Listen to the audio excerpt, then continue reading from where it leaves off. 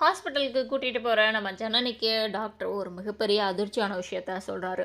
இவர்கிட்ட பல்ஸ் இல்லை, இவர்கிட்ட எந்த ஒரு இதுவுமே கிடையாது, அவருடைய உயிர் போயிடுச்சு அப்படின்னு சொல்கிறாங்க. இல்லை இல்லை, அப்படியெல்லாம் போக மாட்டான், அவன் என்கிட்ட சொல்லாமல் எங்கேயும் போனது கிடையாது, போகவும் மாட்டான். நீங்கள் வேணும்னா அந்த ஜெல்லெல்லாம் போட்டு டெஸ்ட் பண்ணுவீங்க இல்லையா, அது வேணும்னா பண்ணி பாருங்கள் சார், கண்டிப்பாக அவன் இருப்பான், அவன் என்னை விட்டு போக மாட்டான், என்கிட்ட சொல்லாமல் அவன் போக மாட்டான் அப்படின்னு சொல்லிட்டு உறுதியாக சொல்கிறாங்க.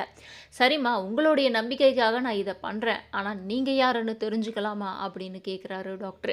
அவருடைய ஒய்ஃப் நான் அப்படின்னு சொல்லவும் ட்ரீட்மெண்ட் கொடுக்குறாங்க. உயிருக்கு ஆபத்து இல்லை, ஆனால் இன்னும் சீரியஸான கண்டிஷனில் தான் இருக்காங்க அப்படின்ற விஷயம் தெரிய வருது. எஸ்ஐ எல்லாரையும் வந்து உடனடியாக ஜட்ஜோடைய வீட்டுக்கு வர சொல்கிறாங்க.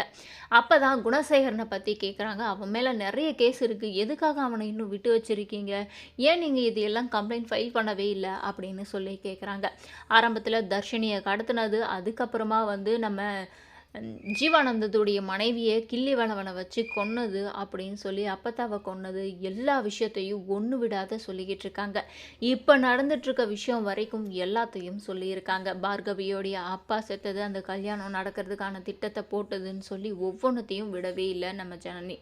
இவ்வளோ தப்பு பண்ணியிருக்காரு, அவரை எப்படி நீங்கள் வெளியே விட்டீங்க அப்படின்னு நல்லா சொல்லிட்டு இருக்காங்க. கேஸை ஃபைல் பண்ணிட்டாங்க. இனி குணசேகரன், அதுக்கப்புறம் கதிர், இவங்க 2 பேரும் ஜெயிலுக்கு போகிறதுக்கான ஏற்பாடுகளை ரொம்ப ஸ்ட்ராங்காக நம்ம ஜனனி வந்து பண்ணிட்டாங்க. நம்ம கதிர், அதுக்கப்புறம் குணசேகரன், இவங்க எல்லாரும் வீட்டுக்கு வந்ததுக்கு அப்புறமா நம்ம விஷாலாட்சி என்ன சொல்கிறாங்கன்னு பார்த்தீங்கன்னா, உன் மேலே எனக்கு நம்பிக்கை இருக்குது, ஆனால் இவங்க எல்லாம் சொல்கிறது உண்மையா நந்தினி, நீ வந்து மிரட்டி அனுப்புனியா ஜனனியா அப்படின்னு சொல்லி கேட்குறாங்க.